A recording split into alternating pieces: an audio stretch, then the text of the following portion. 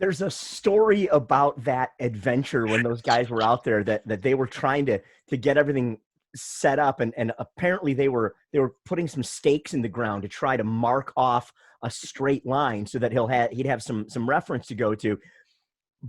But the story is that it was, I mean, I've been to Bonneville. It's hot, it's dry, you're thirsty. And apparently they didn't have a whole lot to drink other than beer. It was the cones were one beer apart.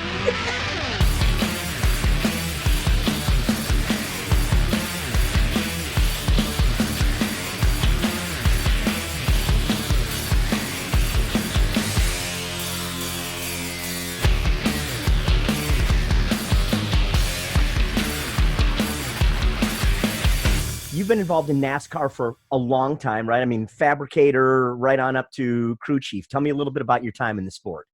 I worked with a lot of really good people. Worked with Jeff Bodine, Kevin Hamlin at the Skull Car with Rick Mast. Then one of my most favorite jobs ever, well, I was the 12th person that Ray hired with the Dodge return to NASCAR. And looking back, and I worked at DEI on the RAD program for Daytona and Talladega and the Aero programs and stuff. Looking back at my 20 years in NASCAR, working for Ray Evernham was and Steve Meal on the RAD program and Ray at Dodge, just really technical, formative years that helped us get where we are today at the garage shop. Well, that leads us to exactly where you are right now in your shop. And I have to tell everybody, I've been lucky enough to actually go visit the shop. I was there just about a week or so ago. And dude, it blew my mind because, and I don't mean this disrespectfully, but like the neighborhood is pretty nondescript, man. I mean, there's like a bunch of, old race car chassis lying around. There's some old beat up boats in the neighborhood. And then all of a sudden you roll on up and you open the door and it's like, oh, the choir of car guy angels sing when we walk inside the garage shop. Yeah. And that's, we've had opportunities to be in garage mahals down in, Mooresville, Charlotte and stuff like that. But, we really like the homey environment that we have in our facilities here. We even got a scrapyard at the end of the street for failed projects. So, okay, let's talk about the whole reason that we've got you on the show is you've got one of the craziest Dodge projects going on that I've run across in a long time. And it's a little bit deceiving because if you just take a look at photographs, and I posted one a week or so ago on my social media, saying, hey, look what I stumbled across, and we're going to get to tell the story here on the Dodge Garage Download. And a lot of folks just thought it was, a Dodge Charger Daytona tribute car. But man, there's a whole lot more to it. Tell us a little about this car and why in the world did you even start this project in the first place? Well, long story longer. I pretty much my adult life from when I was 20 up grew up around Bobby Issac's sister, Goldie Witherspoon, and Bobby Issac's nephew, Junior Setzer. And a couple of days before she passed away, she said, obviously she knew I was involved in NASCAR and all that at the time. She said, if Bobby's records ever fall at the Salt, promise me you'll go back and get him. That meant so much to the family. And they all still lived in the tiny town he came from, Catawba. And okay, what do you say? And okay. And we fast forward a little bit to 2006, and a guy named Russ Wicks took a Ford Thunderbird, an old ratty car, out to Bonneville. Bobby went 216, he went 226. And a friend of mine from Dodge called me and said, hey, we have an opportunity. And it all just kind of fell together. And so we built a 2006 Dodge Charger that Ray Evernham gave us. And we did this all in about 4 weeks and went out. And the very first full power pass we made at Bonneville in that Cup car was 240 miles an hour. Wow. So, yeah, I never even been to Utah, so I didn't even know. I had no clue what we were doing. Our first venture into land speed racing was right to the top. Holy cow. Hey, listen, let's do a little history lesson here too. Let's talk about Bobby's run at how he wound up at Bonneville in the first place, because obviously he was running the K&K car in NASCAR. The wing cars, we all know the history. The wing cars got banned, so they needed a place to race, right? Well, Nord wanted to prove that the car was technically advanced. It was the fastest production car made at the time. He loved, I think he loved the NASCAR and racing and the Bobby and the championship and all that stuff. But I think he had something to prove. He wasn't like a NASCAR guy that was best friends with them. You know, so you know, the K&K team and Nord and all those guys and Harry Hyde and it's loaded this Dodge Daytona up and went out to Bonneville in 1971 and set 28 FIA records with that car out of the box. You know, there's a bunch of hillbillies from North Carolina that race stock cars, end up on the Salt and destroy everybody and everything. God, So that's such a great story, man. That is such a great story. It is. It's an amazing feat when you think about driving a flat nose cab over truck in a Dodge Daytona on an open trailer, a couple engines, and driving that to Utah to drive your race car. That was big for 1971. There's a story about that adventure when those guys were out there that they were trying to get everything set up, and apparently they were putting some stakes in the ground to try to mark off a straight line so that he'd have some reference to go to. But the story is that it was, I mean, I've been to Bonneville. It's hot, it's dry, you're thirsty, and apparently they didn't have a whole lot to drink other than beer. The cones were one beer apart. That is awesome, man. That's great stuff. That's really good. So you're a bit of a historian as well as just being a gearhead.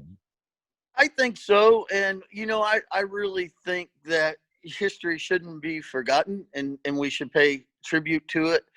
And the way I look at it, when I worked in NASCAR, I mean, we made six-figure paychecks and we flew on private airplanes. We ate good. We had brand new, beautiful equipment.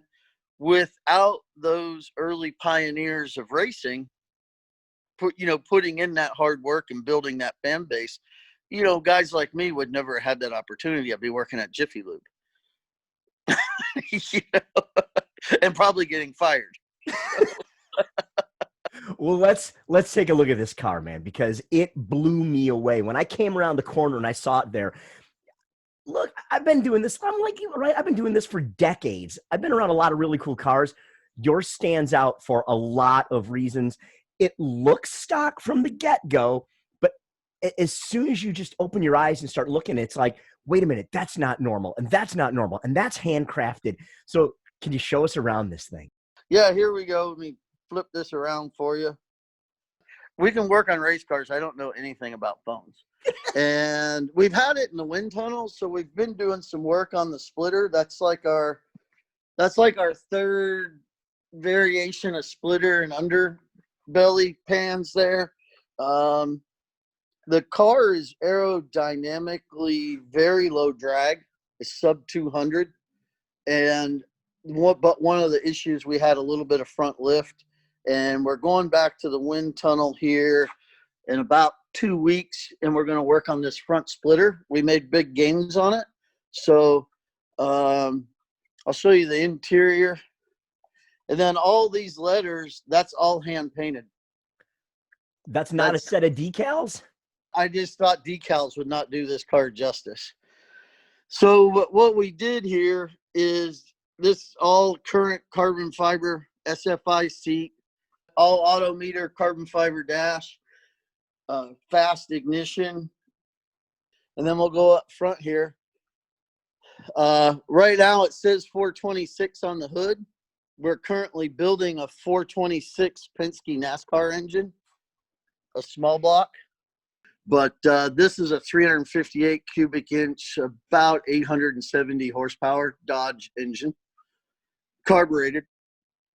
And, again, these are all current technology. The radiators, a CNR by PWR, current NASCAR spec radiator. We did end up building our own upper and lower A-frames just because the track width of a cup car versus this car is so much different, but we got that all sorted out. We had to build 2 or 3 iterations of those. And then we also have Ray Bestis 6-piston brakes. And then we go back here in the rear suspensions. It's the standard, standard NASCAR, 4-piston road course brakes in the rear, 6-gallon oil tank. We do have a gear and transmission cooler. We decided to go road racing. And we did some few little tricks that we learned through the years. NASCAR really won't let you vent the oil tank box into the trunk compartment, but it helps with the aero because that air goes up and gets trapped in that oil tank box. And so we vent it through those carbon fiber tubes into the trunk area. And then back here, they had a big panel, a big black panel that went over all the taillights on the original car. But I really I think the back of a Charger is really nice and the body lines are super sexy. So we kind of left the back of this one stock and then made our own taillight block offs. And then those are the vents. And then there's fans that suck the air into the trunk from those tubes in the cockpit and blows it out the rear of the car.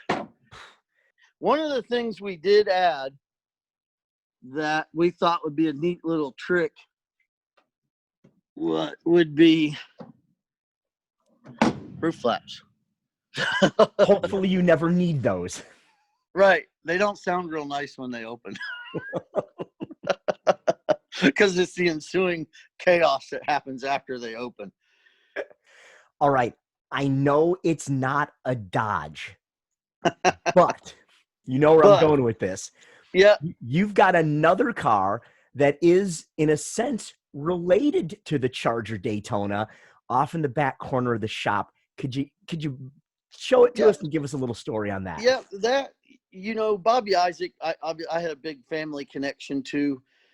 And when we decided to do the Aero Wars, we decided that the other car that gave the Dodge a big run for its money was the 1969-1970 Ford Talladega. So what we decided to do was this. Yeah. Oh, yeah. Between the Dodge and the Talladega, I think they arrived at the same place, but with a different thought process. Well, it's obvious because it doesn't have that big dramatic bodywork that the Charger Daytona does. But as we all know in our history lessons, while Dodge may have hit 200 first, the Talladega did it quickly thereafter. Yes. And, it was the right thing to do. And this will be a number 98 Leroy Yarborough. Junior Johnson owned. It's a Torino Cobra on the side of it.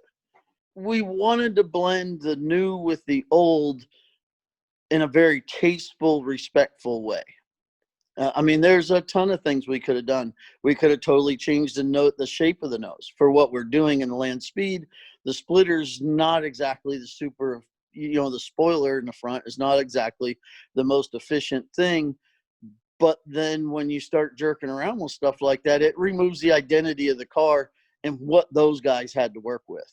And that's the whole premise of this project. We're a small shop, older guys. We got some nice equipment, but let's build it like they would, but knowing what we know now. Oh, yeah. Oh, I love this story, Aaron. I freaking love this story, man. This is awesome. I know you guys have got a big video team working on some documentary stuff as well. I've seen a couple sizzle reels and some hits and stuff of it and already. Yeah. That looks great. What's the plan for that?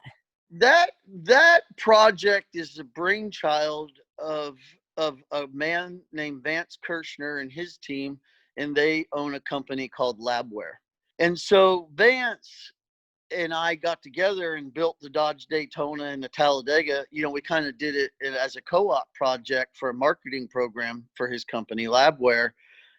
Vance decided that it was really cool, and he wanted to film an 8-part documentary on the Aero Wars, on the, you know, the two cars, the build, the people, the characters that are involved. So we got Ralph Shaheen involved from Speed Sport. It's not a reality show as much as it is paying tribute to the people that got us here. If it wasn't for Bobby Issac and Leroy Yarborough and Darrell Waltrip and guys like that, we wouldn't be car guys. We wouldn't have anything, you know, and Don Perdome and all those old time racers that rode around the country in flat nose haulers. There was no private airplanes and, you know, big motels and fancy dinners. I mean, they raced to race, and that's who we're paying tribute to, and kind of saying thank you to all the pioneers of racing back to the beginning of time of the automobile. You guys, you've got to follow this build. You got to follow the story. It's really that good, and I'm absolutely thrilled that you were able to spend some time with us today, Aaron, and show us around the shop. And good luck, and I promise you we'll be following up on you. Anytime, and like I say, if you guys ever want to come up here, we'll get the grills out and have a few beers and talk about Dodges.